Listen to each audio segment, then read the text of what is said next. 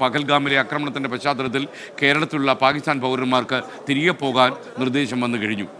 പാക് പൗരന്മാർ മടങ്ങണമെന്ന കേന്ദ്ര നിർദ്ദേശത്തിന് പിന്നാലെയാണ് ഈ നടപടി.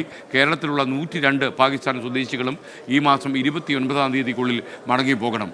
ചികിത്സ തേടി കേരളത്തിലെത്തിയ പാക് സ്വദേശികൾക്കുൾപ്പെടെ ഈ നിർദ്ദേശം കൈമാറിക്കഴിഞ്ഞു. അരുൺരാജ് കൊല്ലത്തുനിന്ന് തത്സമയം ചേരുന്നു. അരുൺരാജ്, വിവരങ്ങൾ.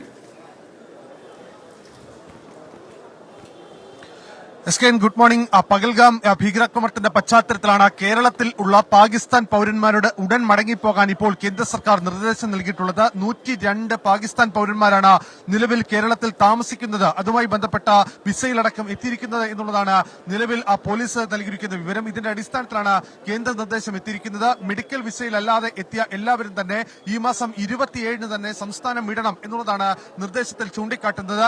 71 പേർ കണ്ണൂർ ജില്ലയിൽ മാത്രം പാകിസ്ഥാൻ പൗരന്മാരായി ഉണ്ട് എന്നുള്ള കണ്ടെത്തൽ കൂടി ഇപ്പോൾ വന്നിരിക്കുന്നു. എന്തായാലും 102 പേരാണ് സംസ്ഥാനത്ത് ആകെ എത്തിയിട്ടുള്ളത്.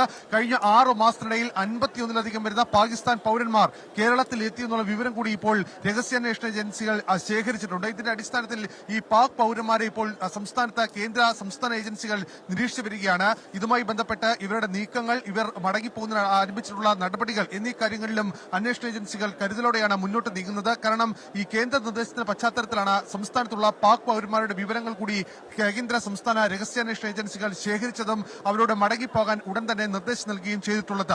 മെഡിക്കൽ വിസയിലുള്ളവർ ഈ മാസം 29-ന് മടങ്ങിപ്പോകണമെന്നാണ് നിർദ്ദേശത്തിൽ ചൂണ്ടിക്കാട്ടുന്നത്. കേരളത്തിൽ 102 പേരാണ് പാക് പൗരന്മാരായി നിലവിലുള്ളത്.